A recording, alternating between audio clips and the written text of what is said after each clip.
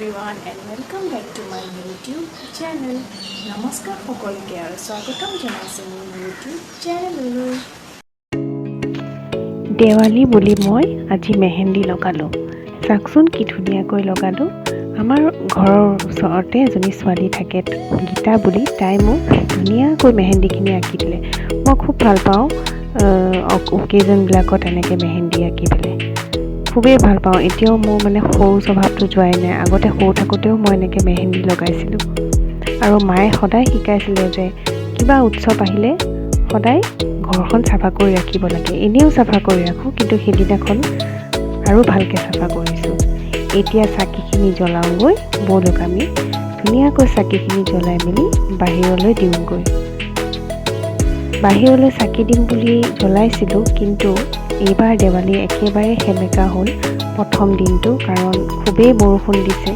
সেইকাৰণে চাকিখিনি বাৰাণ্ডাতে লগাম বুলি ভাবিলোঁ। চাওকচোন মই অঁকা ৰংগলী কেনেকুৱা হৈছে ক'বচোন বাৰু। খুব কষ্ট হৈছিলে আঁকোতে, কষ্টটো হয়েই, কষ্টৰ ফলটো সদায় মিঠাই হয়। সেইকাৰণে ৰংগলীখিনিও মোৰ খুব ভাল লাগিছে। মই বেলেগৰ কথা নাজানো, কিন্তু মই খুব ভাল পাইছোঁ। মোৰ ঘৰৰ মানুহখিনিও খুব ধুনীয়া বুলি কৈছে।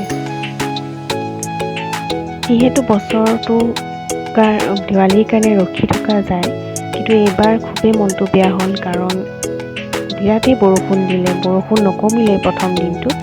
সেইকাৰণে আমি লাইটখিনি বৰ ধুনীয়াকৈ লগালোঁ, কিন্তু চাকি জ্বলাবলৈ অলপ অসুবিধা হ'ল। অৱশ্যে বৰষুণ কিয়নো নিদিব, পৃথিৱীত ইমান পাপ হৈছে, কিমান মানুহৰ লগত অত্যাচাৰ হৈছে, বোৱাৰীৰ অত্যাচাৰ হৈছে, তাৰপিছত মানুহে মানুহক কটা মৰা কৰিছে। পৃথিৱীত পাপ কিমান বাঢ়ি গৈছে। মানুহে মানুহক অত্যাচাৰ কৰে, কোনেও কাৰো দুখ নুবুজে, মিছাতে অত্যাচাৰ কৰে, ফাঁকি মাৰি কিছুমান মানুহে নিজৰ জীৱন যাপন কৰি আছে। ফাঁকি মাৰি, আৰু সেইবিলাক মানুহে ভদ্ৰতাৰ মুখা পিন্ধি পেলাই সকলোৰে আগত বাৰ্বা লৈ আছে, কিন্তু সেইবিলাক মানুহৰ কেতিয়াও উন্নতি নহয়। আৰু এইবিলাক পাপৰ কাৰণে ভগৱানে এইবাৰ এনেকুৱা কৰিছে বুলি মই ভাবোঁ। সেইকাৰণে আমি কি কৰিছোঁ, আমি ভিতৰতে চাকিও জ্বলাইছোঁ আৰু দিৱালীও এনেকৈ ভিতৰতে পালন কৰিলোঁ। মোৰ হাজবেণ্ডে চব ভিডিঅ'বিলাক তেওঁৱে কৰিছে বেছিভাগ, আৰু তেওঁৱে এইবিলাক চব ফুলজাৰি আনি মোৰ কাৰণে স্পেচিয়েলি আনি পেলাই জ্বলাবলৈ দিছে, মোৰ মনটো ভাল লগাবলৈ। তেওঁ মোৰ চব সৰু সৰু বস্তুত সৰু সৰু ফূৰ্তি তেওঁ মোক মই কি ভাল পাওঁ কি বেয়া পাওঁ সকলোখিনি তেওঁ জানে।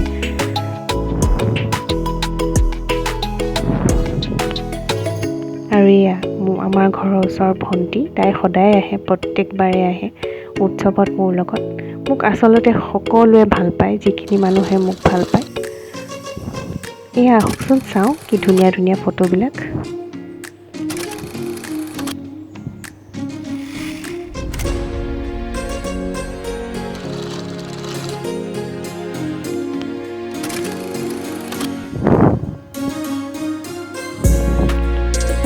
আজি হ'ল দেৱালীৰ দ্বিতীয় দিনা। আজি কিন্তু বতৰটো বৰ ধুনীয়া কৰিছে। ধুনীয়া ৰ'দ দিছিলে, ইমানো এটা দিয়া নাই, কিন্তু বৰষুণ অকণমানো নাই। আমাৰ সকলোৰে খুব ফূৰ্তি লাগিছে। এয়া দেউতাই কলগছ জ্বলাইছে। দেউতাই আমাৰ খুব ভাল পায় এইবিলাক জ্বলাই, কলগছ আগৰ পৰাই জ্বলায়, এতিয়াও জ্বলায়। আমি সকলোবোৰ একেলগে থাকোঁ কাৰণে খুবেই ভাল লাগে। এয়া ময়ো বিৰাট আগতে ভয় কৰিছোঁ, কিন্তু এতিয়া মই আৰু লাহে ধীৰে মানুহে বহুত কথা লাহে লাহে শিকি যায় নহয়, সেই তেনেকুৱা হৈছে। ময়ো বম ফুটাবলৈ আগতেও পাৰিছিলোঁ, সৰু থাকোঁতে পৰা নাছিলোঁ, কিন্তু ডাঙৰ হোৱাৰ লগে লগে চব শিকি আহিছোঁ।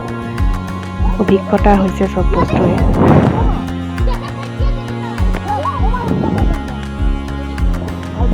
আৰু প্ৰত্যেকটো কামেই মই কৰি চাওঁ।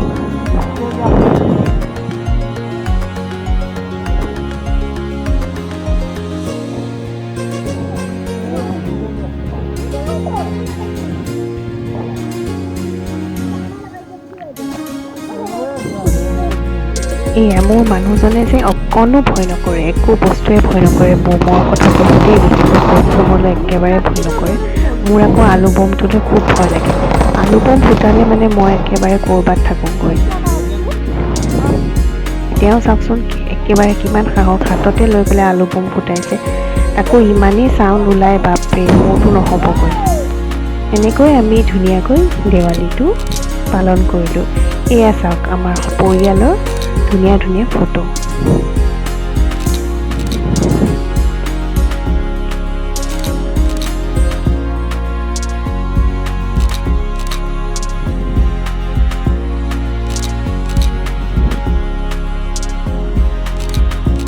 আশা কৰিলোঁ আপোনালোকৰ ভিডিঅ'টো চাই নিশ্চয় ভাল লাগিল, আৰু যদি ভাল লাগিছে তেনেহ'লে লাইক, কমেণ্ট, শ্বেয়াৰ, ছাবস্ক্ৰাইব নিশ্চয় কৰিব। তেনেহ'লে আজিলৈ বিদায় জনাইছোঁ।